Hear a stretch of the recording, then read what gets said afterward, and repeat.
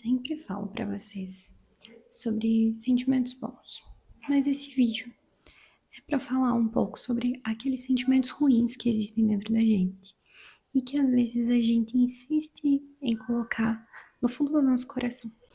Eu sempre pontuo o que eu trago aqui, tudo aquilo que eu vivencio, as experiências, tanto as boas quanto as ruins, eu sempre dou prioridade, porque enquanto você vive uma coisa, você tem mais propriedade para falar daquilo e não parece ser superficial. Então, eu sempre busco trazer coisas que vivencio para que se torne legítimo. Nos últimos momentos, nos últimos tempos, eu tenho enfrentado alguns percalços. Uma vida muito corrida, muito agitada, uma falta de tempo para as coisas que me acalmam, então um estresse, né, acaba invadindo. E alguns dias de falta de fé, de desânimo e de cobrança, tanto autocobrança quanto cobrança e conversas com Deus do tipo, Deus, tá difícil e eu não sinto que o Senhor tá me ouvindo, o que que tá acontecendo? Então, eu quero contar pra vocês sobre isso, como a gente pode passar por essa aridez espiritual sem perder a fé, sem perder o nosso propósito e de forma mais rápida, principalmente quando a gente já tá em um caminho mais avançado.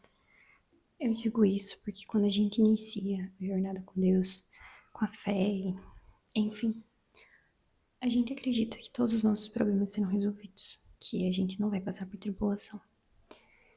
Só que é bem diferente. A diferença é o que cita na Bíblia, né? Se a nossa casa está construída na areia ou na rocha. Então, tribulações, problemas, dificuldades, quem não tem? Quem não passa? A diferença é que se a nossa casa estiver na areia, a gente tende a só enxergar o lado negativo, a gente não enxerga a situação como um todo. E é até mais difícil de achar a solução para os problemas. Enquanto se a gente estiver firme com Deus, a gente consegue enxergar soluções, a providência age, sabe? Então a gente consegue achar soluções que a gente não acharia sozinho. Isso é para dizer que você não está sozinho, mesmo que enxergue. Às vezes a gente pensa que tá enfrentando aquilo sozinho, que não tem ajuda, que tá completamente abandonado. Só que, sem a força de Deus, será que realmente a gente estaria no lugar que tá? Conseguiria acordar cedo e batalhar? Porque a gente pode estar muito cansado, muito exausto, mas a gente não desiste. A gente continua lá e vai e batalha. Então, sem Deus, quando a gente pensa que tá ali abandonado, será que a gente realmente ia ter essa força de levantar? Isso me faz lembrar de uma história que eu ouvi, não lembro onde, é de um cara que caminhava na praia. Ele caminhava e de repente ele viu a pegada dele de Jesus. Certo momento de maior tribulação, maior dificuldade, ele acabou vendo só uma pegada. E aí ele fala: Jesus, no momento que eu mais precisei do Senhor, o Senhor não estava comigo. O Senhor me abandonou. E aí Jesus responde pra ele: é que no momento que você mais precisou de mim, eu não caminhei do teu lado, mas eu te levei no colo. Então, isso é uma história, mas faz perceber que nos momentos de maior tribulação e maior dificuldade, aqueles momentos que a gente tá na aridez espiritual mesmo, que a gente vai lá questionar Deus. Por que que o Senhor tá permitindo isso? Por que que tá acontecendo comigo? Eu faço tudo certo. Sempre vem, né? Eu faço tudo certo. Por que que é comigo? É nesse momento que Jesus carrega a gente. É o momento que a gente tá mais próximo da cruz dele. Então, é gratificante ao mesmo tempo que é sofrido. É gratificante porque também tem passagem bíblica de Natanael, né? Que ele tá embaixo da figueira, falando com Deus e gritando com Deus: o Senhor não me vê? E aí Jesus depois responde: Natanael, eu te vi debaixo da figueira. Então eu penso que a gente é esse homem que caminha na praia, a gente é Natanael, a gente é tantos que se sentem abandonados, né? Mas se a gente analisar a nossa caminhada, analisar, tudo bem, pode estar tudo perdido, e às vezes a gente não enxerga a solução, né? O fundo do poço não. A gente tá no fundo do túnel do poço, não sei o ditado. Mas eu acredito fielmente que Jesus não é capaz de abandonar a gente, sabe? É interessante. Sempre que a gente tá assim, nessa aridez espiritual, nessa. E ler histórias e histórias de pessoas que se sentiram abandonadas e que no final das contas deu tudo certo, que Jesus proveu que as coisas deram certo, porque essa aridez espiritual ela faz parte do crescimento na fé. Cada vez que a gente vence uma prova, cada vez que a gente tenta, batalha, às vezes se frustra, e às vezes a gente tenta de novo dar certo, que a gente vai, questiona Deus, enfim, né? Todo esse processo da vida da gente, a gente cresce na fé. Então, a gente tá nesse nível. Quando a gente vai lá, passa por um momento ruim, a gente sobe de nível, se a gente não largar a mão de Jesus, né? Porque a gente tem o livre-arbítrio. A gente tem a opção de continuar e a opção de renunciar. E todas as vezes que eu passo por esses caminhos de aridez, de não resposta de Jesus, de coisas que eu queria muito que dão errado, eu penso que tem um propósito no final, que tem um motivo e que a gente não tá sozinho, por mais que se sinta, por mais que todo mundo ao redor tenha abandonado, a gente tem ele, e ele tá lá de mão dada, e às vezes carregando a gente no colo. Eu quero finalizar esse vídeo falando sobre a reviravolta que pode acontecer na vida da gente, sabe? Eu acredito fielmente também na reviravolta das coisas ruins que acontecem. Na providência, sabe?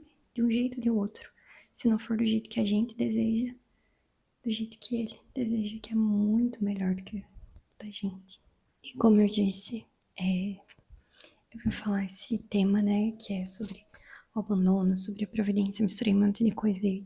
É porque eu tô vivenciando na minha realidade algumas situações em que eu tô não enxergando a solução. E como o canal é meu diário, eu venho contar e falar que, finalizar que isso transforma na melhor versão. A versão que eu era quando adolescente, quando eu nunca tinha passado por algumas situações, em especial o luto. Eu era uma pessoa. E depois de um monte de coisa ruim, eu me tornei outra pessoa. Claro, com as graças de Deus, claro, só Jesus pode transformar. Porém, eu sinto que Deus usou todas as coisas ruins, converteram para o meu bem. Então, eu enxergo na minha vida que tudo aquilo que eu enxergava como fim, como uma coisa que não tinha mais solução, foi um novo recomeço. E às vezes não da forma como eu queria. Às vezes, o que eu mais pedi pra Deus, tem muitas coisas que foi o que eu mais pedi pra Deus que não se realizou. Um exemplo é a faculdade. Quando eu era adolescente, eu queria muito, muito, muito passar em medicina. Eu nunca passei. Pois bem, fui fazer fonoaudiologia, me formei, enfim. Pois bem, queria fazer medicina, era meu sonho, enfim. No terceiro ano, eu precisei fazer um projeto de extensão no hospital e ver uma cirurgia. Foi uma experiência maravilhosa. Eu pensei, nossa, eu quero fazer medicina ainda, eu vou terminar a fono e vou fazer medicina, é meu sonho, blá, blá, blá, blá, blá. Depois dessa experiência, foi no comecinho do ano. No final do ano, meu avô começou a passar mal, precisou ficar internado. E não demorou muito, ele faleceu em outubro. E aí, eu peguei um trauma do hospital, uma coisa assim que o cheiro do hospital me faz mal. E no quarto ano de fono eu precisei fazer estágio no hospital. E eu quase fiquei dependência nessa matéria. Porque eu não suportava nem o cheiro da comida do hospital. Que eu relacionei, né, o ambiente, como eu vou e tudo mais. Eu passava mal e eu não queria ir, eu queria chorar. Foi um ano terrível pra fazer estágio no hospital, foi muito complicado. Eu fui lá e falei com Deus, olha, realmente, eu não sabia que eu ia passar por isso, mas o senhor sabia, né? Então, medicina não era pra mim e eu não sabia, porque, nossa, amava o hospital, amava tudo. Até a primeira experiência que tive foi muito positiva. Mas aí eu entendi que, às vezes, a gente enxerga uma coisa como muito benéfica, que a gente enxerga aquilo, nossa, é meu sonho, é minha vida, eu quero muito. Mas aí, depois a gente já não sabe mais, porque a gente é volúvel. Um dia você quer uma coisa, outro dia você já não quer mais. Um dia você tem uma experiência que molda quem você é, como foi a minha com o luto, moldou tudo. Quando eu perdi meu avô, eu moldei minha personalidade completamente, porque é como se eu tivesse perdido meu porto seguro e tivesse que crescer. Sair da infância e virar adulta. Foi esse é o marco da minha juventude para virar adulta. E Deus sabia disso, antes de eu saber. Quando eu queria medicina, eu dizia pra ele: o senhor não me ajudou a passar. Que eu ia questionar Deus, por quê? Por que o resto tanto, estudo tanto e eu não passo? E depois eu entendi, falei: ah, Deus, 5 anos depois eu descobri, então é isso. E aprendi, né, que talvez a gente questione Deus hoje, talvez a gente fale pra Deus: olha, o senhor não tá fazendo o que eu quero, por quê? Você não vai descobrir hoje, talvez nem amanhã, talvez não descubra nunca. Talvez descubra. Deus tem um porquê. Ele tem um porquê pra mim, ele tem um porquê pra você. Ele tem um porquê pra ele ter falado não. Ele tem um porquê pra ter falado não agora, mas daqui a pouco. Ou não desse jeito que você quer. Mas daqui a pouco eu vou te mostrar um jeito muito melhor de fazer isso. Então, confie. Confie na providência.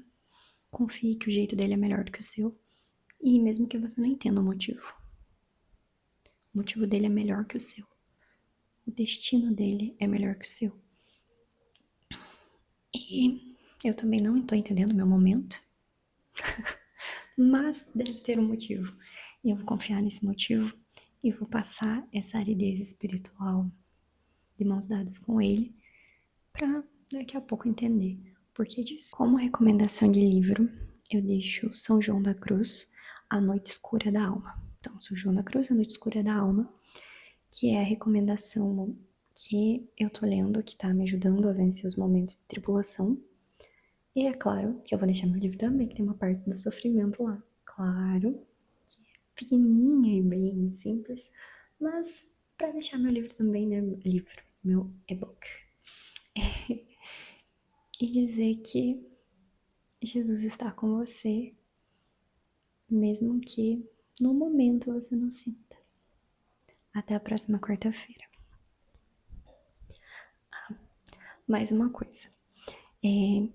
Para os meus 2 fiéis inscritos que seguem todos os meus vídeos, que assistem a todos os meus vídeos, eu não tô postando toda quarta-feira, porque como eu falei, eu tô passando por algumas coisas, alguns problemas, muito corrido, e enfim.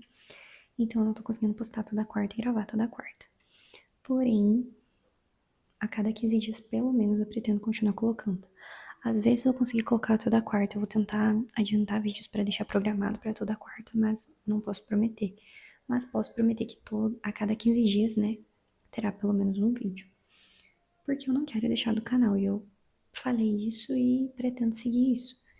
Então, é isso.